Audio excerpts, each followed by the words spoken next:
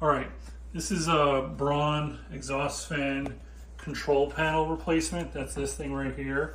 This is the new one. I've got it in already. Here's the old one, and it's out of the assembly. The actual assembly is sitting here in my sink. This thing, I guess it says BP73. And these guys go together, something like that. So I took this whole thing down, the whole unit down, because the hardest part is this cable right here goes back and it goes through this little clip and then out. And the difficult part is there's like a little black socket that goes and keeps this thing locked into place, and I guess it seals off the grease and so forth. And I couldn't get this thing off, so I took the whole thing down, and actually I'm glad I did that. So now I've got the new cable run through. I'm not even sure what this thing is, like maybe a capacitor or something. I'd have to look that up. But that's the other part of the cables that come with the control panel. They go, another couple cables go to the right, and there's a clip there that just pried apart with the screwdriver to get the old one out, and I clip the new one in. It's like a, let's take a look at the old clip. You know, it's just like a 6-port thing. And then the other part is these just like loose brown and blue cables. And this is the one that goes to that big cylinder thing. The cylinder goes in this little compartment here, which, you know, closes shut and has screws to keep it shut. But the challenge here also is that I guess this one is shrink wrapped tight, and it's got, so the cable they send me just has these bare wires, and these ones have some kind of crimps already on it. So I cut the old blue and brown wires, and I'm just gonna tie these together and make sure they're secure, and electrical tape them and all that stuff. And then, so I don't have to deal with the crimping. I don't have a soldering kit or anything. But if you have soldering and crimps, go for it. You can just take these crimps off and reattach.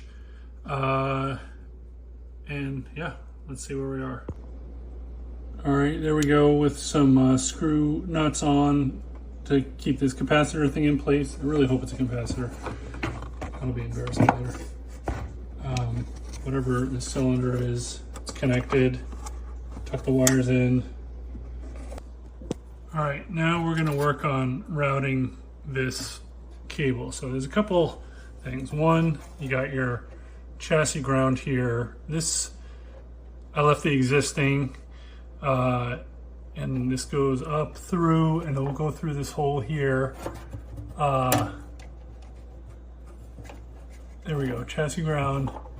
Goes through that hole there, which will go out the top. And then this will get attached to, here's the house ground, hot neutral. And then this other one is from the control panel, and it goes through that white clip there. There's a control panel, white clip, and then there's another little white fastening thing with 2 screws that I took off. I guess there's 1 screw in there still, and that's, the cable's gonna go through there, as will the ground, and that's gonna help it hold. And then there's gonna be some clamps on the top of this box. So there you go, that's gonna temporarily go in there. I'm gonna leave that loose until I know how much slack I need. And we're gonna go up here, okay? Hold on.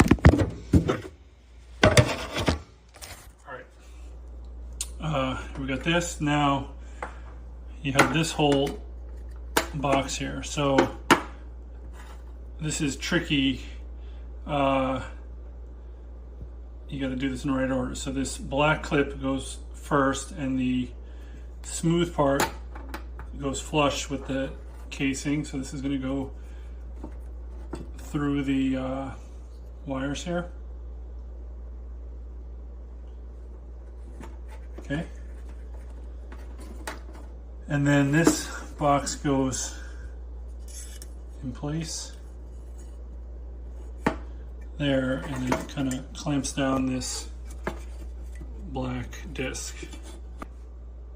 All right, I'm going with this. We got the ground coming through this side hole here on the bottom, and then the side hole of this electrical box, and then the clip got attached with the cable going through it on the bottom of this electrical box. And now this electrical box is going to have screws that are going to attach, keep it on the box. So screws are going to go into those holes there, and then there's a top to this right here. That's going to keep this all in place, and then of course the house wiring is going to go through here. Okay, so these little screws are going to go and let you reattach this electrical box. Okay, there we go. Second screw is going in to this junction box.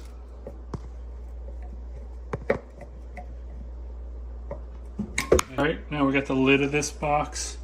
By the way, take one last look at the wiring. Comes up through the bottom of the assembly and goes through this side port, and then this one's going to go on top, and there we go, and then it's going to all connect up to the house power. Okay, junction box assembled, and just got to connect these wires to those wires and then reattach this thing to the house. All right, now I'm putting this outer sheath back onto the actual fan assembly. So this thing is just like a little sheet metal casing here. It just has a couple screws, like one there, these last two slots, and then I think there's one inside here somewhere. So I'm going to go do that, and then I will attach the electrical and then bring the whole thing up and attach it to the house.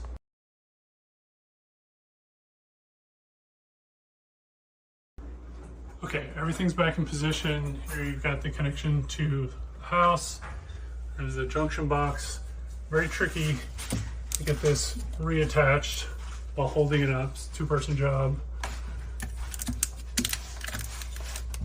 And but yeah, looking good. And then under here, this is a long construction bolt.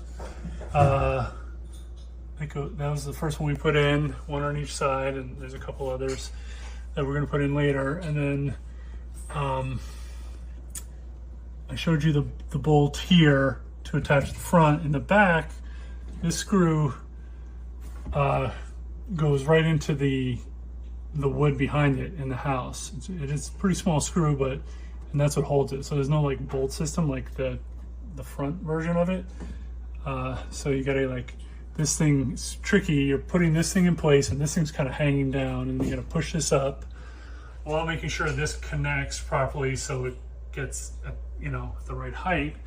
If it doesn't connect, this thing's gonna hang down too much. Yeah, we got these two in, 1, 2, and now we're just gonna go around and get the extras. Move the stove fan cover here. This little cabinetry. Just 2 screws on each side,